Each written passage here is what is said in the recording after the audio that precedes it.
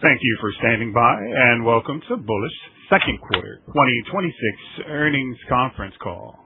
Currently, all participants are in a listen-only mode. After the speaker's presentation, there will be a question-and-answer session. To ask a question during the session, you will need to press star 11 on your telephone.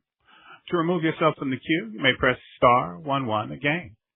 I would now like to hand the call over to Michael Fedele, Vice President of Finance. Please go ahead. Good morning, and welcome to our second quarter earnings call. I'm Michael Fedele, and I'm joined on today's call by our Chief Executive Officer, Tom Farley, Chief Financial Officer, David Bonanno, and Director of Corporate Development, Liam Foley.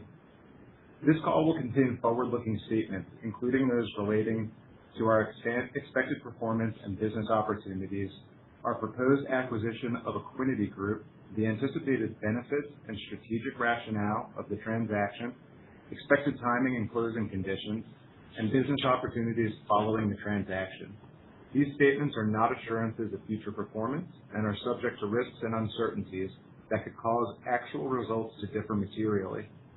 Such risks include, among others, the possibility that the Equiniti transaction may not be completed, failure to obtain required regulatory approvals, the possibility that anticipated benefits may not be realized, and the risks related to the integration of Equiniti's business. For more details on these and other risks, please refer to today's earnings press release and our SEC filings, including our 20-F dated March 9th, 2026. We undertake no obligation to update or revise any forward-looking statements. This call will also include a discussion of non-IFRS financial measures. A reconciliation to the most directly comparable IFRS metrics can be found in our earnings press release and presentation, which also contain additional information regarding non-IFRS financial measures and key performance indicators. I'll now turn the call over to Tom. Thanks, Mike. Good morning, everyone. Thanks for joining. I'm Tom Farley, Chairman and CEO of Bullish. A year ago today, Bullish went public on the New York Stock Exchange. Thank you for following us and supporting us as a public company. A year ago today, our old school certificated shares began changing hands. A year later, I'm pleased to share with you that beginning yesterday, Bullish's tokenized shares are trading on our own regulated venue for the first time. This also marks Bullish's first trades of any tokenized security. This is just the beginning. We are building the infrastructure for tokenized securities, and this quarter we turned that from a blueprint into something real. Our business has remained diversified and resilient against a soft quarter for crypto, with prices and volatility down across the market. Our diversified, largely recurring revenue base and mission-critical product offerings have helped carry us through, and our pending acquisition of Equiniti will be another step towards further business model resilience. Regarding Equiniti, we're on track to close in January 2027. We have all of the antitrust clearances secured, and other regulatory approvals are advancing.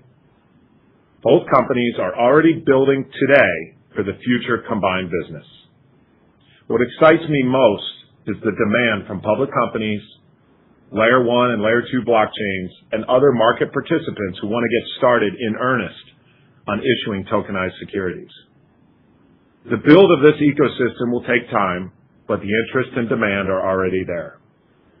I'm pleased to share that on October 27th, we'll be headed to the New York Stock Exchange for a showcase where we'll share a first look at the tokenization platform. We will introduce new issuer and Layer 1 partners and demonstrate live tokenized equity issuance and trading. Tokenization of securities sits at the heart of our strategy and is the central theme in the modernization of market structure.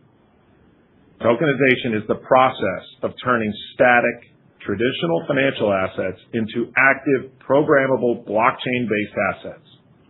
In May, we announced our agreement to acquire Equiniti, the second largest transfer agent in the world. Tokenized real-world assets on-chain have grown more than 20-fold since around 2024 to roughly $37 billion. Tokenized cash in the form of stablecoins is now around $290 billion.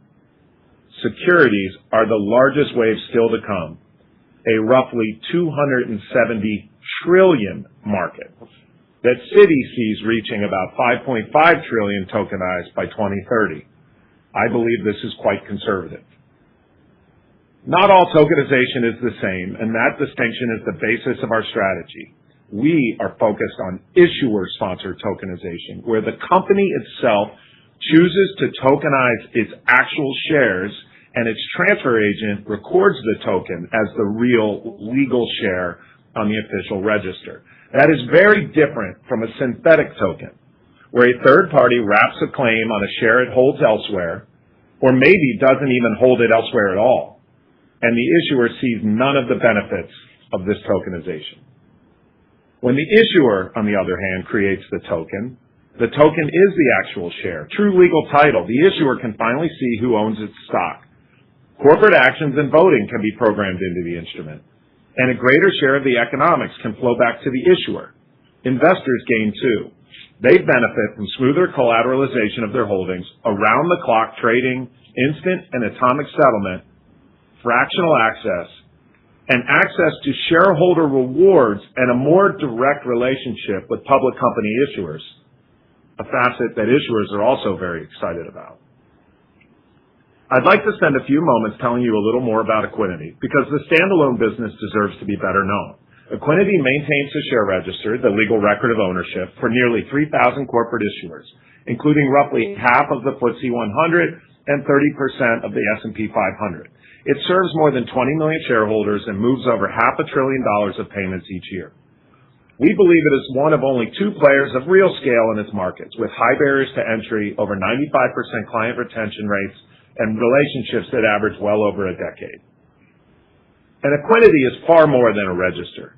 It runs 5 connected services, as laid out on page 24 of the slide deck, that are at the center of how public companies and their shareholders interact. Each service is mission-critical, sticky, and recurring, and together they make Equinity indispensable to how thousands of public companies operate. I'll now turn to how the Bullish business performed this quarter, starting with the exchange. On spot, our core market, trading volumes moderated with the broader crypto market, but we kept deepening our institutional footprint.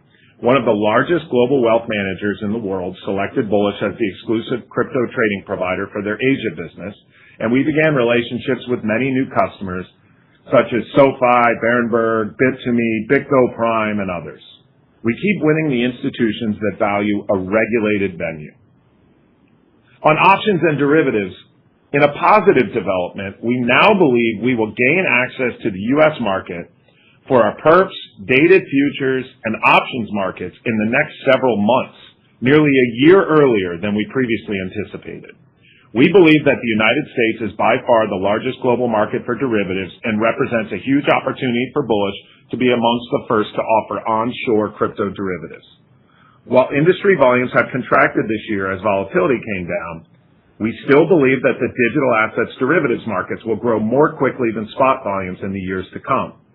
In the second quarter, we reduced trading incentives, prepared our U.S. readiness plan, and started putting in place partnerships with retail broker-dealers, and also went live with other key market participants such as market access provider Paradigm. While our volumes and market share declined in the second quarter, we are excited about our new strategic positioning and the long-term opportunity. Beyond the exchange, our media and events business continues to generate business opportunities throughout the Bullish business. Consensus, our flagship conference, drew more than 16,000 people from over 100 countries to Miami, where we tokenized our own cap table live on stage, a first for an NYSE-listed company. CoinDesk and Consensus power our whole franchise. We are able to gather the industry together in a way that consistently generates new business opportunities. CoinDesk.com, our media arm, continues to experience strong growth, with page views up by 10 million in Q2 2026, a 38% year-over-year increase. Unique visitors increased 83% against the same period prior year, and our market share continues to consolidate. Our CoinDesk indices continue to power institutional products. In April, Morgan Stanley chose CoinDesk as the benchmark index for their flagship Bitcoin ETP, which has already reached roughly $400 million in assets. We continue to win repeat business with our licensees. For example, Grayscale launched their hyperliquid ETP with our indices in June, and Morgan Stanley launched with Ethereum and Solana ETPs with us in late July. We're putting wins on the board, but index revenue scales with the value of assets in each product. So a softer price environment has held total index revenue back even as we gain share and our mandates add up. Liquidity Services delivers sticky recurring revenue from our delivery of the listing, liquidity, and visibility that every asset needs to come to market and trade well.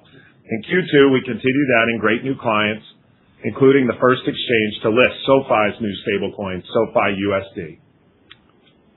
Finally, on the topic of regulation and legislation, here in the United States, the Clarity Act did not advance this session. While clearer market structure legislation would help the entire industry, our strategy does not depend on it.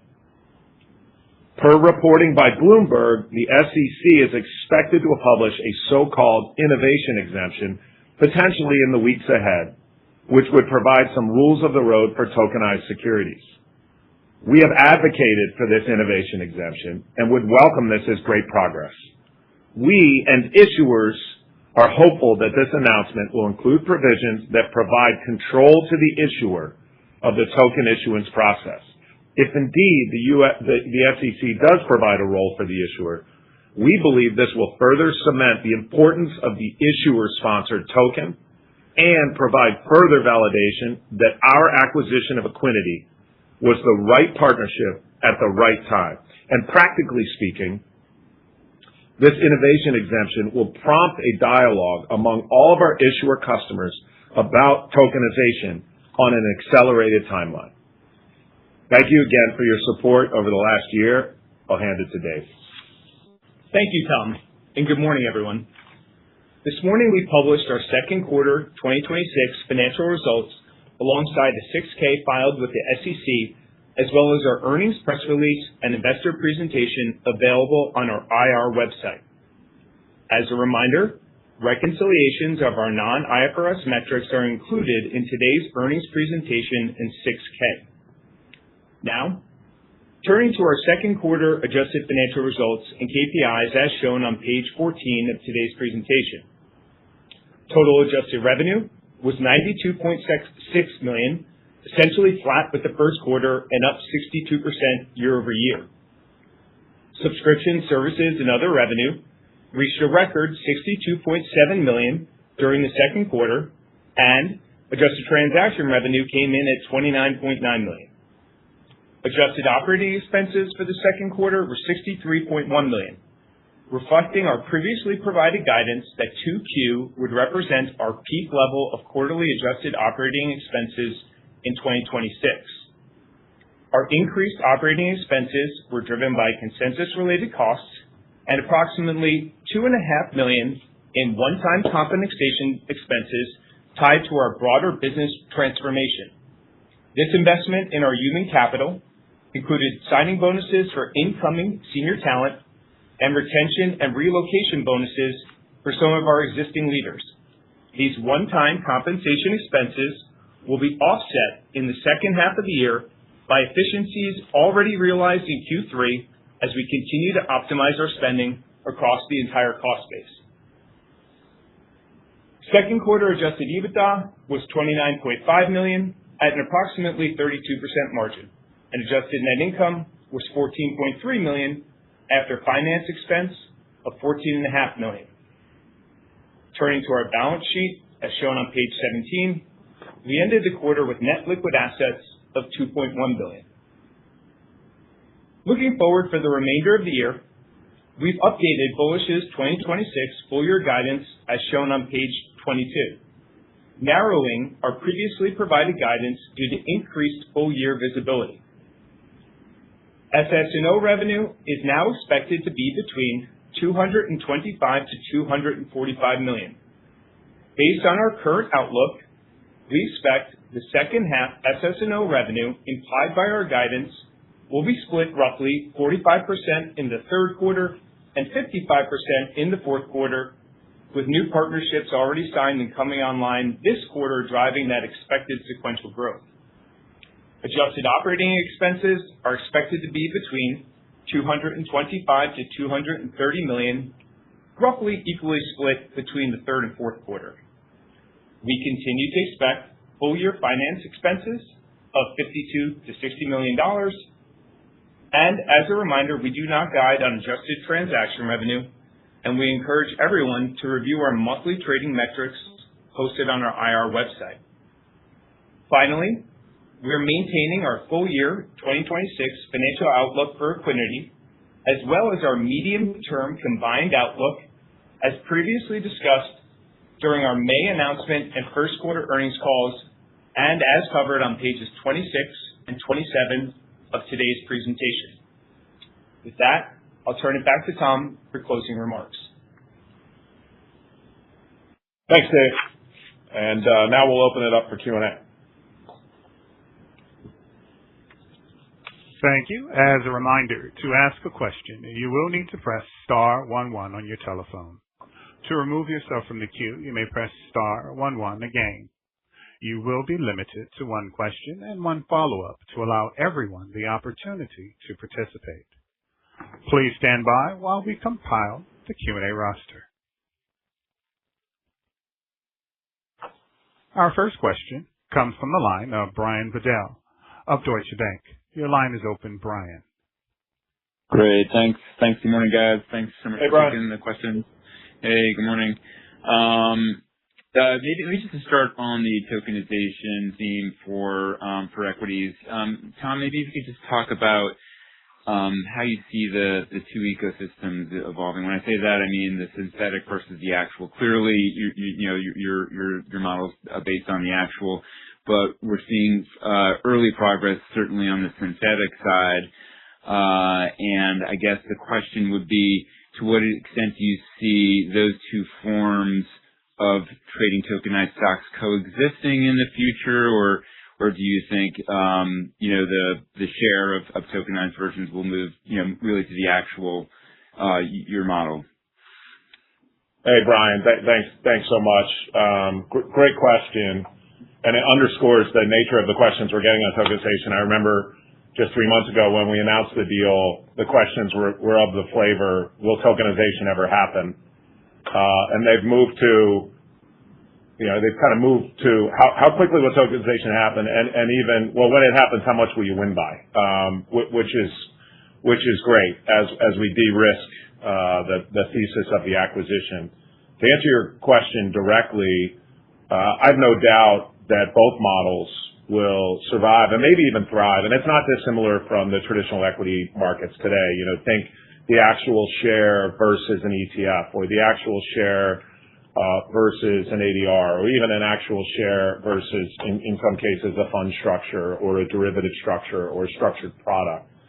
So too, in tokenized world, will you see evolve multiple different models. So for example, the synthetic model may well be sufficient for a small offshore retail customer who doesn't understand credit risk, doesn't care to understand credit risk, is flipping in and out of a share at midnight time Turkey.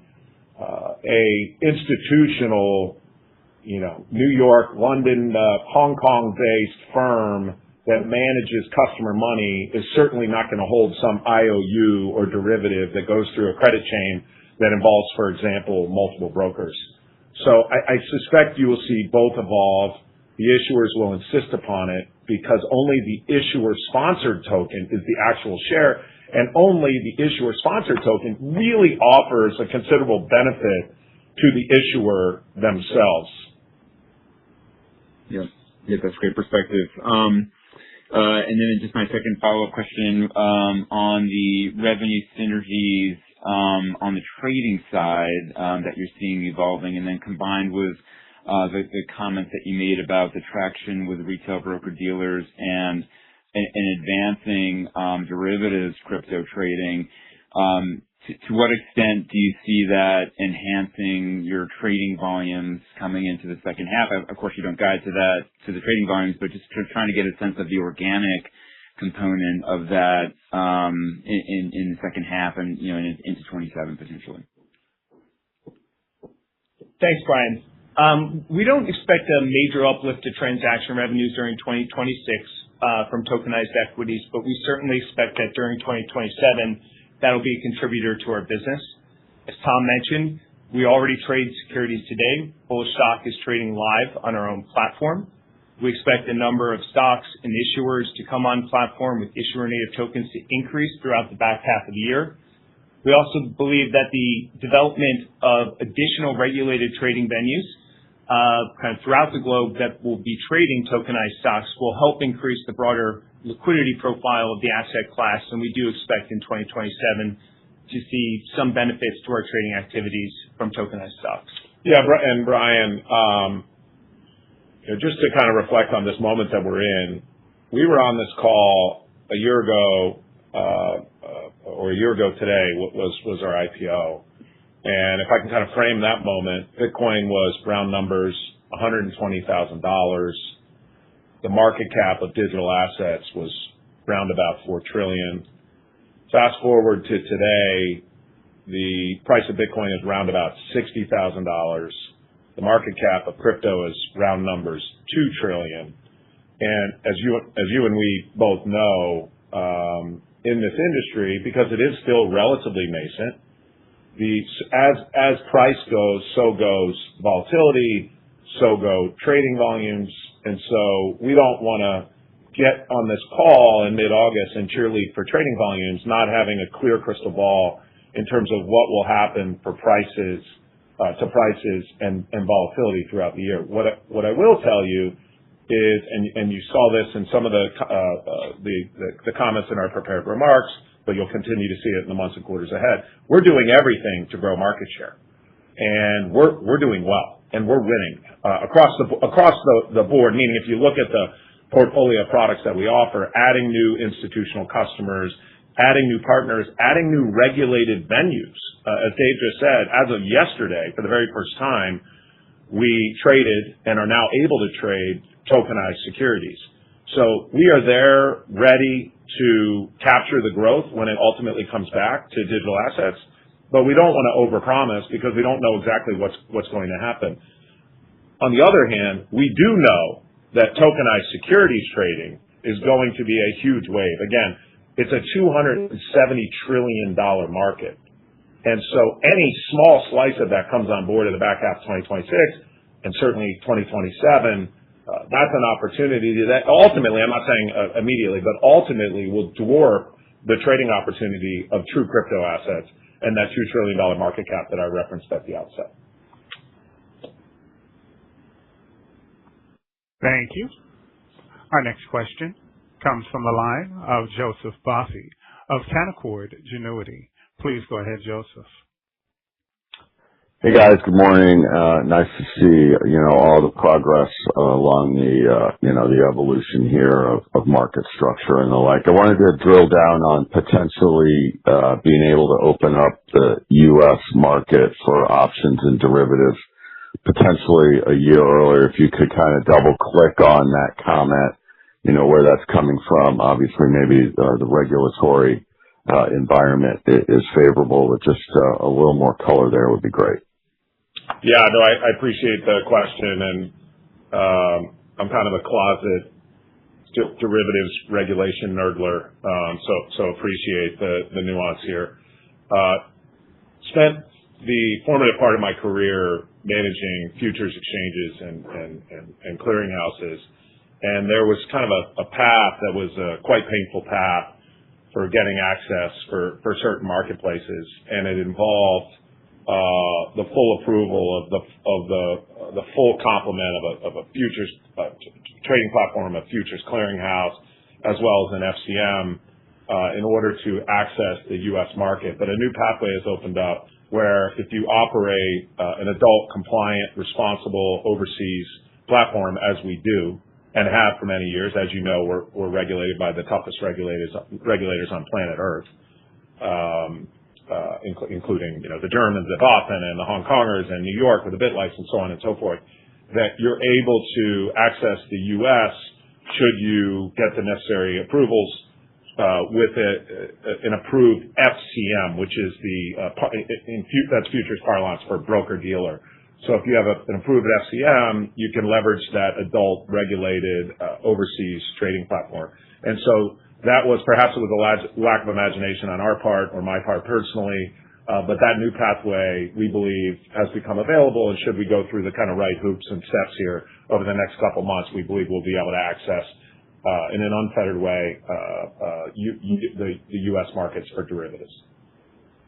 That's great. Thanks for that color, and good luck with that, Tom. And then kind of on a related note on the regulatory front, if you've got any additional comments on that, I guess what was that, an innovator's carve-out or something like that relative to tokenized equities and, favoring the underlying versus the synthetic, and, what we might expect there, and, market reaction and issuer reaction to, that kind of rule coming out of the SEC, I guess. Thanks. Sure. Yes. And I'll share a few breadcrumbs, but some of our conversations we'll keep confidential just out of respect for our regulator in DC. The Clarity Act would provide a fair amount of certainty, but at a high level, the certainty that the Clarity Act was providing was by and large around traditional crypto assets. So in other words, you have coins that fall into a little bit of an ambiguous world that's part commodity, part security, and it gets difficult to figure out in some cases, should I be working under the auspices of the CFTC or the SEC? In addition, imagine somebody holds a portfolio with something that's slightly more commodity and something that's slightly more security. Do the rules exist and the laws exist where I can hold them in a single portfolio? So that was the kind of thing that the Clarity Act was really clearing up, along with some clarity, sorry to use that word, around DeFi and what was and wasn't allowed in the DeFi world.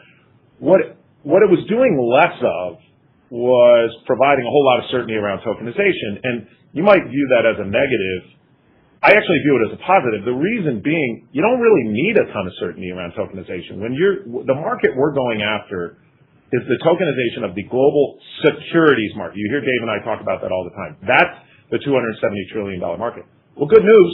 We have 100 years of legislation and regulation underpinning the global securities market.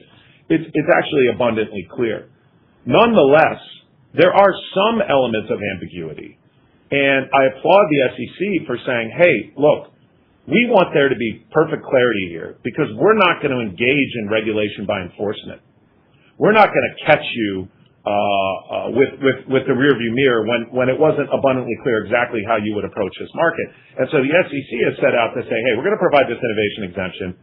The intent is to help this market develop with some, I'll call it safe harbors, that may not be the right legal term. And so that people like us, people like the issuers, broker-dealers, exchanges would understand exactly how to go about tokenization. So that's kind of the backdrop of that. And they're taking their time rolling it out. And, there were news reports this week that we could see it as soon as this week. I don't think we will see it this week. This is the kind of thing I'd rather it come out and be good than come out and be quick. Now, to go to this core issue that you're talking about, issuer-sponsored versus non-issuer sponsored. I don't know exactly what the text is going to say, so this isn't inside information. But I do know there was a great hue and cry from the issuer industry around tokenization as it started to take hold around about 4 or 5 months ago. Look no further than our CFO sitting to our left to see a frustrated public market issuer, where all of a sudden your stock is so-called stock. It wasn't even your stock, but investors think they're holding your stock because they're holding your token on some platform you've never heard of. Meanwhile, it's not your stock. It's a derivative or some sort of warehouse receipt that may or may not be backed by your stock. And when something goes wrong, all of a sudden you're getting calls from these investors or their intermediaries blaming you even though you have nothing to do with it. It makes no sense. The issuers want control of this process. They want to be able to say, hey, if we're going to issue this thing, we want it to be our stock. not some derivative transaction, or at minimum, you can't use our name or you can't call it our stock. You need to do the appropriate disclosures around it, just like the existing rules and legislation say. And I think, and I'm putting that in quotes because, look, I don't know this all with certainty, I think the SEC hears that. And I think the SEC wants to celebrate the role of the issuer. In other words, enshrine the role of the issuer. And just as a dollars and cents matter, that's great for us. Because at Equinity, we've been having these conversations with issuers. And I'll just tell you, like, I'd love to get on this call and tell you every issuer wants to tokenize tomorrow. There are some issuers who don't know what tokenization is. Well, good news, this innovation exemption talking about the role of the issuer in the tokenization process, guess what that does? It provides a mandate for us to go and talk to every single one of our issuer every one of our issuer customers about tokenizing their shares, and we think has the possibility of accelerating it, the timeline for us to provide all sorts of tokenization services to this group of issuer customers. And I want to say one thing. This is for my lawyers as much as anything. I'm saying we, issuers. Please understand when I say that, I'm talking about a pro forma world where we have successfully closed the Equinity deal. And as Mike said at the outset, there are, of course, risks. And I just wanted to highlight that comment. Thank you. Our next question comes from the line of Dan Fannon of Jefferies. Please go ahead, Dan. Thanks. Good morning.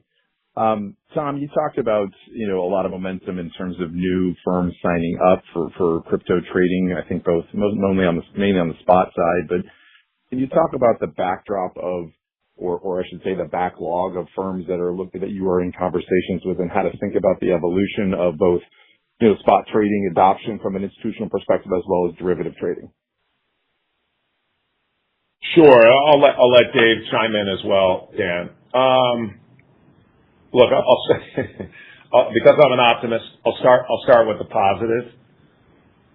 Pipeline's as large as it's ever been, and it continues to include more and more institutional names as time passes, and the logos that we're adding are among the most credible that we've ever added in our company's history. And the benefit of adding a credible logo, perhaps obvious, these are durable companies that don't change their mind about their strategies on a quarterly or semi-annual basis.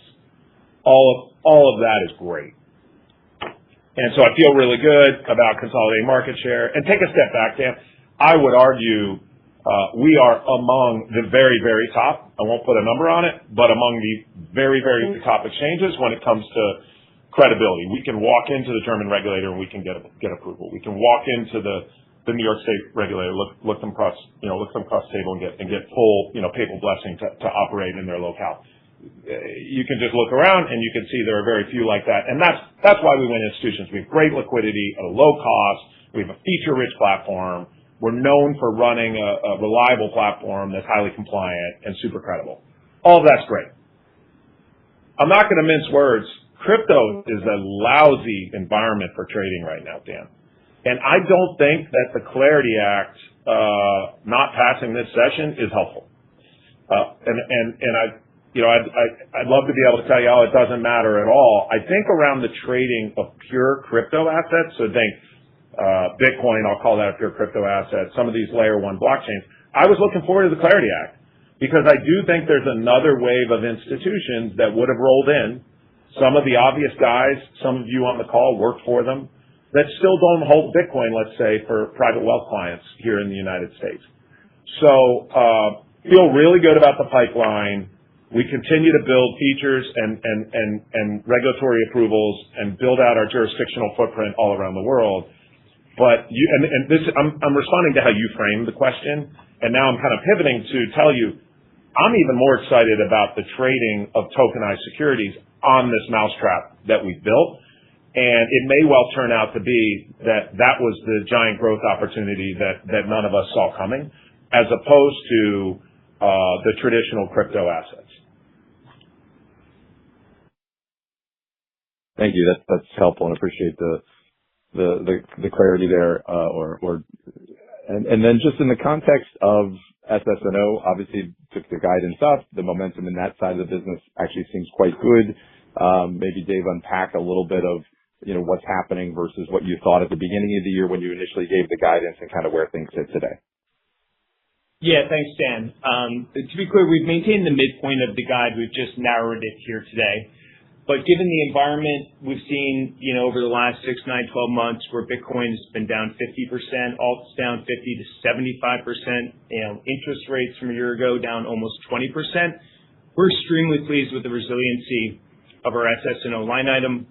Tom touched on it a little bit, and there's a slide in the deck. We continue to use the consensus event as an acquisition channel and also as a cross-sell vehicle to create stickier and stickier revenue. Over half of our consensus sponsorship revenue came from customers with multiple different products.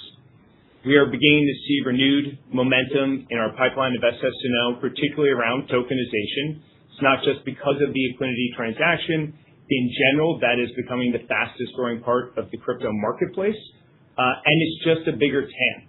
And so we're excited about this new position of our business and the new developments in the market, and we think the business we've built is perfectly positioned to ride those tailwinds across all of our different line items, but especially in SSO and liquidity services.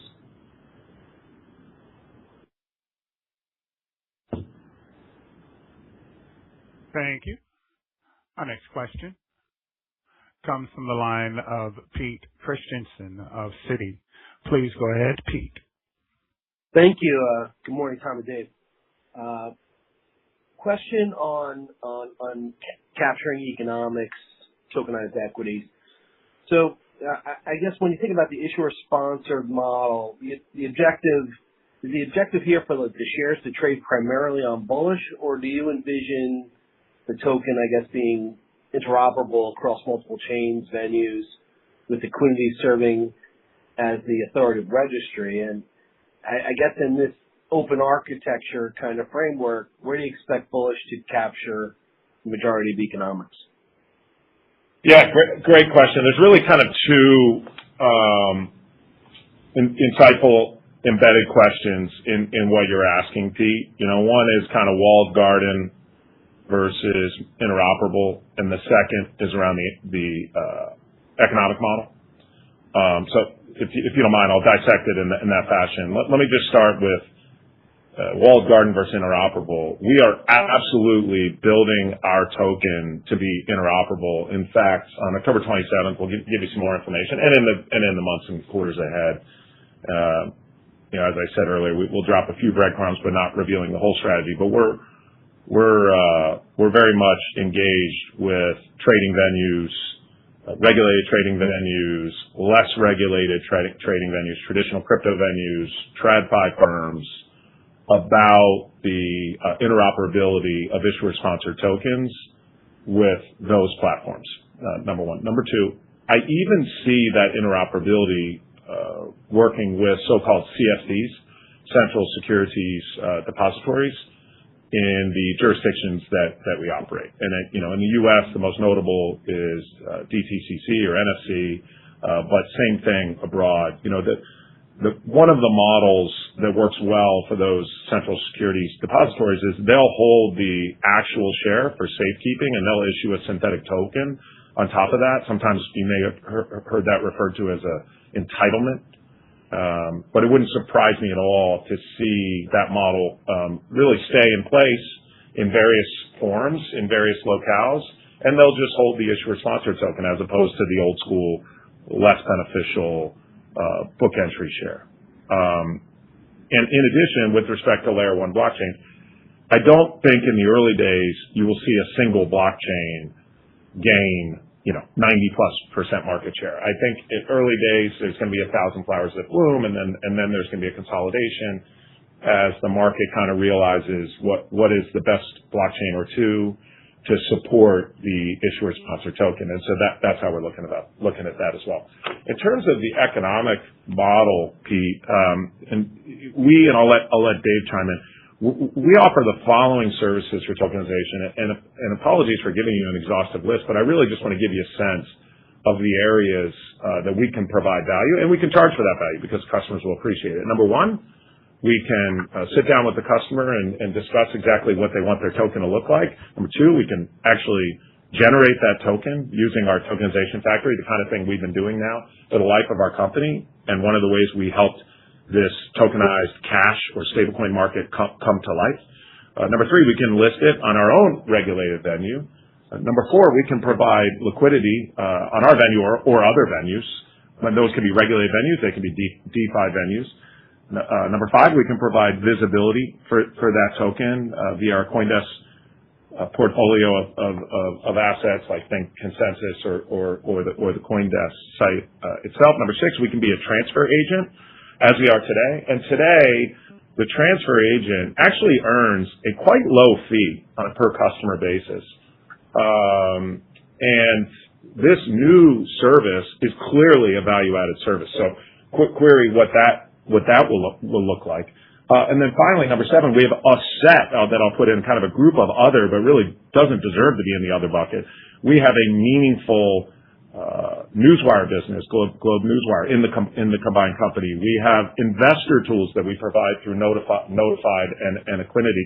And all of these are the sorts of things that a CFO is going to be thirsty for as their stock goes tokenized. They're going to need to understand it. They're going to need to understand who's trading it, why they're trading it, who are the holders, how can they reward those holders. Some of these consumer goods companies are going to want to reward their holders not just with dividends and greater voting rights perhaps for their loyalty, but maybe even discounts or tickets or award points or frequent flyer miles or what have you. So the number of things that we have in our quiver to provide the tokenization and charge for are many. And therefore, for me to give you kind of an exhaustive answer on the exact economics is a bit difficult. Yeah, and Pete, I think I'd frame it for you this way. Our focus is going to be on the issuer and the success of every issuer customer in delivering great value for money to that customer via tokenizing their stock and other services. We do expect the Bullish Exchange to be a beneficiary of our success and our issuer success. We do expect liquidity services to be a core product for us going forward. But the focus is on the issuers first, and we believe the transaction revenue will follow. That's really helpful. I do want to ask, though, about some of the carve-outs from the Equinity deal, particularly like retirement solutions and customer resolutions, those sorts of things. I know those are faster-growing parts of Equinity's competitor. I'm just curious, does that create a client retention issue by separating those components of the deal? No, Pete, those are largely independent businesses from the issuers, particularly the resolution business and the pension business, and they are not related to tokenization and issuer success. Again, that is what we're focused on, is issuer success. We're happy to part with those assets. We don't believe they're going to fit our growth profile going forward or margin profile, again, distinct from our tokenization and issuer-centric focus. And so we're happy to not be taking those assets with us. Yeah, and just to give you an example, Pete, one of those businesses is a business that sets up temporary call centers during a crisis. So go back to my childhood, Gerber baby food, it comes out, there's glass in the baby food, and all of a sudden they're getting, 1 million calls a day. This company shows up and sets up a call center and deals with that influx of very angry customers. Interesting business. Entirely unrelated to what we're building here. So no, the short answer is no. Appreciate the thrust of the question, but I want to say completely unrelated. There may be some tether that I'm forgetting, so I'll hedge and say almost entirely unrelated at a minimum. Thank you. Our next question comes from the line of Ken Worthington of J.P. Morgan. Your line is open, Ken. Hi, good morning, and thanks for taking the question. I know you don't break it out, but maybe you can help us directionally on what happened to liquidity services revenue in 2Q relative to 1Q. Did it shrink? Did it grow? Was it largely unchanged from last quarter? And are there any sort of puts and takes to call out in this quarter? Thanks for the question, Ken. We don't give that level of detail, as you'll know. I'd say in general, liquidity services in the second quarter was again resilient. There were definitely headwinds versus the first quarter with overall lower prices in the environment. We had new bookings during the quarter, but not as many as we're experiencing today. And so ex consensus, we're happy with the stability of liquidity services and the SS&O revenue, excluding consensus during the second quarter. It was broadly in line with the underlying business previously in the first quarter, a couple of different puts and takes, but steady, and we're proud of that resilience that we displayed in the second quarter and what we're going to do in the second half. Okay, thank you. And maybe bigger picture, David, you and I have talked about this a bunch, but can you talk to what's happening with dematerialization in the UK and the potential impact on Equinity's UK profit if the business moves away from shareholder accounts to more omnibus structures? How does that sort of impact the number and types of services offered by Equinity, and how does that impact revenue? And just talk about timeframes here for dematerialization. Yeah, thanks, Ken. Taking a step back, dematerialization, and this became really clear in the July report from the Dematerialization Task Force that was published, mid-July of this year. It's simply the process for the removal of paper shares from the UK market. It says so on the cover of the report. Furthermore, the report begins and ends with the acknowledgement that tokenization should be developed not just in parallel, but is likely to come before any of these further steps that had previously been contemplated by the Dematerialization Task Force, such as the so-called Step 3, which is the intermediated model. Even in that world, we believe Equinity is a beneficiary of this process to remove paper shares from the market. We have a broker-dealer. Some of our competitors do not. We believe there will be customers who are going to be up for grabs, and we'll be well positioned to get those customers in the future. The removal of paper shares is currently scheduled for the end of next year. And as we put, there's a page in the appendices of the deck, only less than 2% of Equinity revenue is directly related to paper certificates and mail revenue. It's de minimis to their financial profile, even more de minimis to the combined financial profile. And we believe the convergence of tokenization and dematerialization is a tailwind to Equinity that will more than offset that less than 2% revenue exposure that we have today.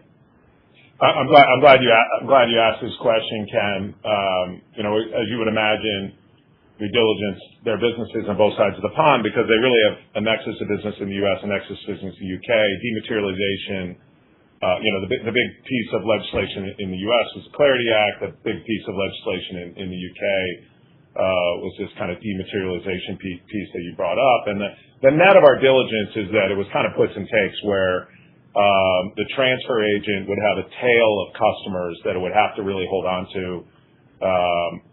And on the flip side, it was pushing hard towards broker-dealer activity, and we're the only guys that have a captive broker-dealer, and a really well-run broker-dealer. And so we kind of looked at it as, okay, there's puts and takes, probably a net neutral to the business or something of that ilk. They have since come out and said, I just want to reiterate what Dave said, hey, tokenization kind of obviates this whole conversation, and we really should pivot to exactly how tokenization is going to work. And that's where, as you know, we've repositioned our entire business as of early May of this year. And so now, undoubtedly, we see this entire thing as a big opportunity for us. And similar to potentially this innovation exemption, accelerating conversations that may have otherwise taken place, let's say, in the back half of 2027 to a much earlier time frame. So too does this dematerialization/tokenization conversation in the UK accelerate those conversations and give us a mandate and an open door to go in and talk to customers, educate them, work with them, be their consigliere as they move to a tokenized world.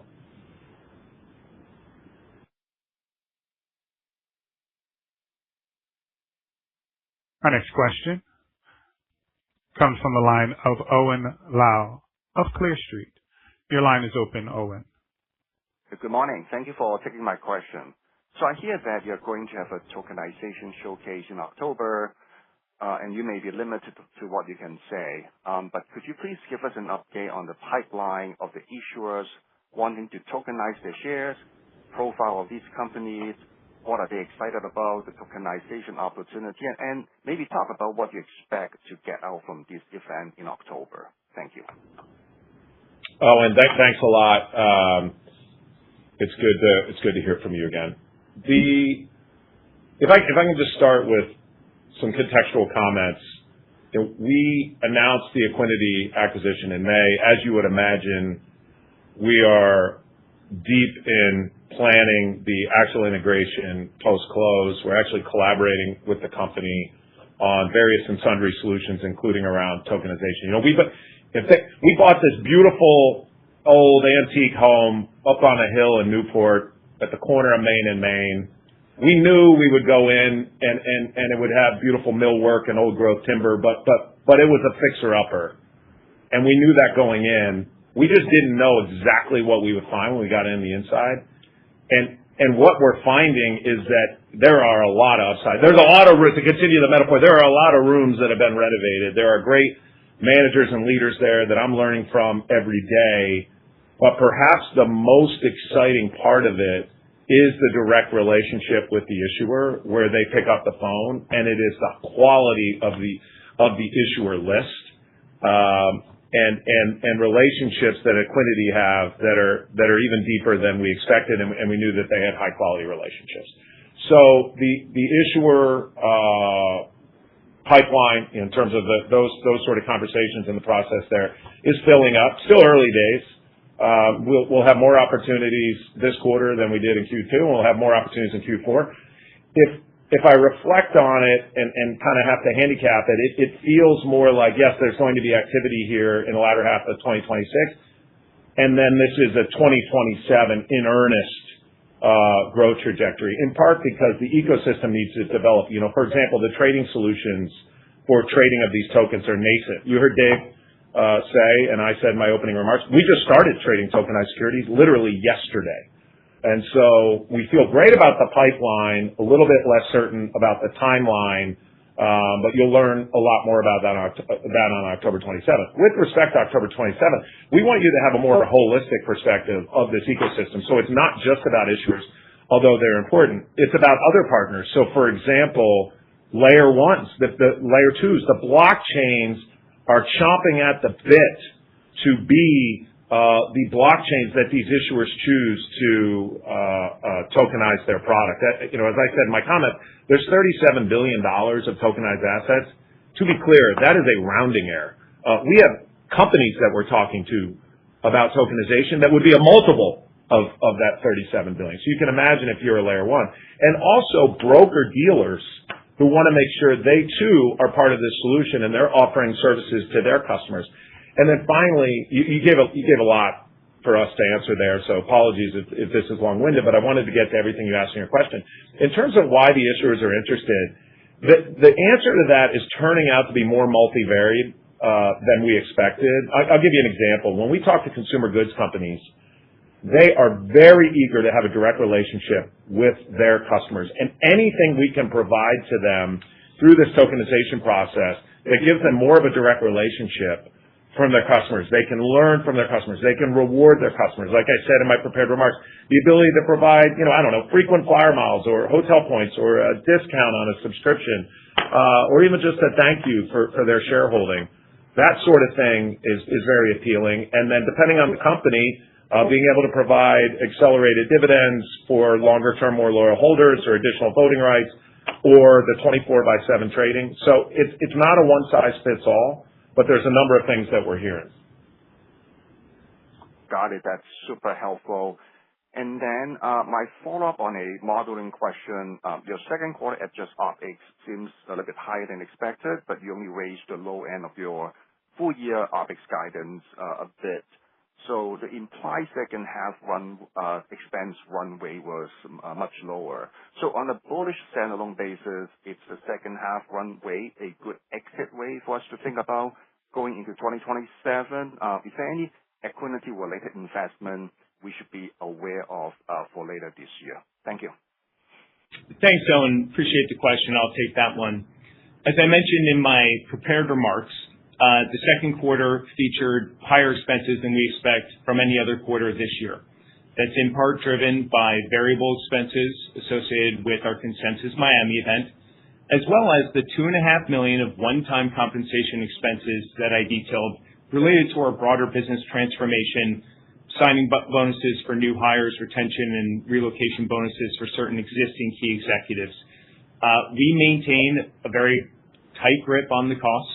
We've already realized additional synergies and further headcount reductions in the third quarter to keep us in line with that guide.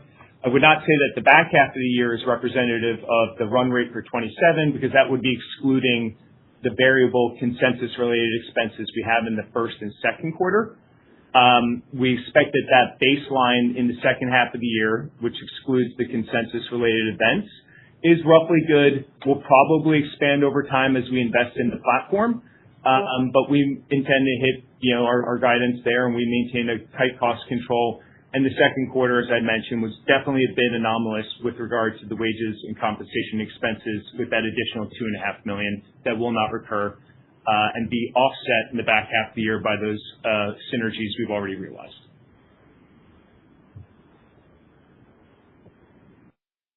Thank you. Ladies and gentlemen, due to the time, we ask that you limit yourself to one question. Our next question comes from the line of Ed Engel of Compass Point. Your line is open. Hi, thanks for taking my question. As you think about competing with some of these synthetic issuers, is there anything you can do to kind of jumpstart distribution of your issuer sponsored shares?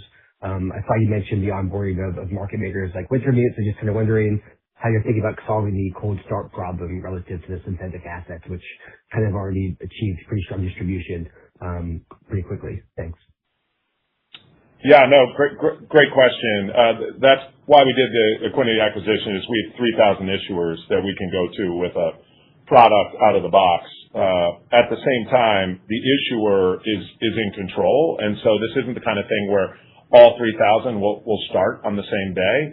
But the difference between us and the more and our more durable model and the synthetic model is, once you've created it, it's there for forever.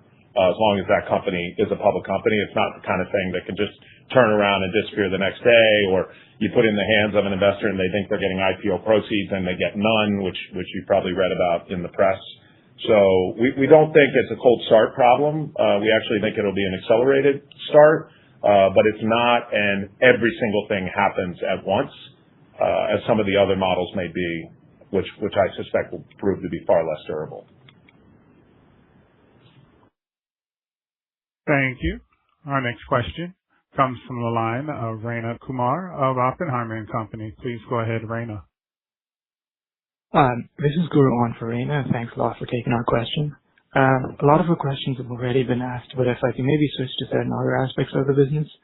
Much of the conversation pertaining to CoinDesk, right, over the past few quarters has revolved almost exclusively around some of the nice wins on the indices and data side, and of course on consensus events.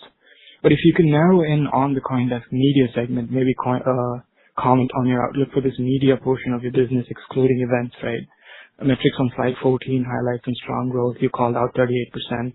So wondering if this will primarily remain focused on, supporting broader ecosystem through visibility, cross-selling, etc., or if it could grow into a meaningful standalone piece as well. Thank you.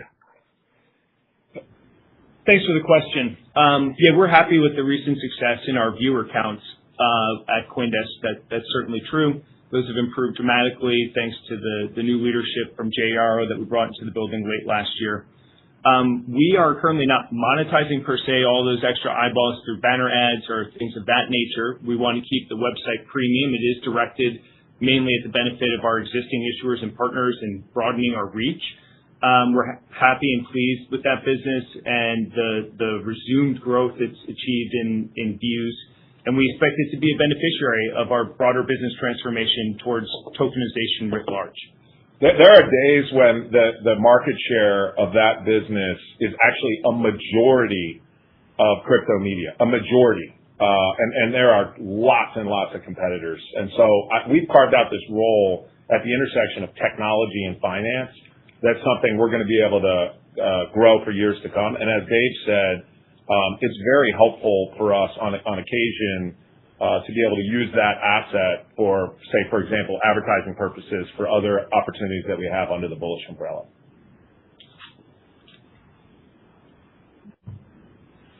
Thank you. Our next question comes from the line of Nathan Frankovitz of Cantor Fitzgerald. Your question, please, Nathan. Hey, good morning, guys. Thanks for taking my question. Tom, on your comment that $5 trillion in tokenized equities by 2030 might be a bit conservative, can you just kind of walk through what factors you think might most influence whether that number plays out above or below that estimate? And then, as a follow-up, do you have any thoughts on how that $5 trillion plus could be distributed between blockchains, such as any L1s or categories in particular, or newer, more permissioned ones like Canton? Thank you. Yeah, really good question. Citi's on this call, so I'll start by saying the analysis is excellent. I'm just more anecdotal, and I want to say that right up front. I had a conversation on Tuesday with the CEO of a $70 billion company about them tokenizing their stock. So I'm just looking at it and I'm saying, okay, it's $37 billion today. I just had a real conversation with a real CEO of a $70 billion company about them tokenizing their stock. It doesn't take a lot of math to math more than $5-6 trillion by the year 2030. I actually see a world where it kind of starts slowly, almost a trickle, and then we have a catalytic event. Either the wave accelerates or there's a one-time event. You know, a big IPO only does a tokenized offering. And then once you have that, all the institutions are holding the tokenized assets, the broker-dealers are holding the tokenized assets, and you flip the U.S. or the U.K. equity markets onto public blockchains, perhaps alongside traditional shares for a period of time. Could be years, could be a decade. But right there, you've just blown through $5-6 trillion in terms of tokenized assets. So admittedly, I'm coming at it more anecdotally than quantitative, you know, almost top down based on these experiences that we're having. But like I said in May, the question was, oh, geez, is tokenization going to happen? And if I'm honest, we had that question too internally. Look, good teams fight. We spent $4.2 billion for this business. You know, you think we don't look at the glass half full and the glass half empty? We do. And we asked that question. I can tell you we haven't asked that question in 6 weeks. Like it's out, the horse is out of the barn. It's just a question of how quickly is it going to happen and to what extent are we going to be a leader? In terms of the public blockchains, we're going to be the ultimate winners out of this. I don't have a clear crystal ball. I think the most decentralized are working on privacy solutions. The least decentralized that have privacy solutions are looking at how can we do a better job of decentralizing, and it's going to be whichever of those blockchains meets the moment and meets those customer needs are ultimately going to be the big winners, and we're open to that being many. We're open to that being several, and that's fine with us. Thank you. I would now like to turn the conference back to Tom Farley for closing remarks. Sir? Hi, everyone. It's Dave. Tom had to jump to a customer call here. But thank you, everyone, for attending this morning's call. We look forward to staying in touch with all of you on this journey as we build out the future of financial infrastructure. Please reach out to our IR team with any follow-up questions, and we look forward to seeing everyone next quarter. This concludes today's conference call. Thank you for participating. You may now disconnect.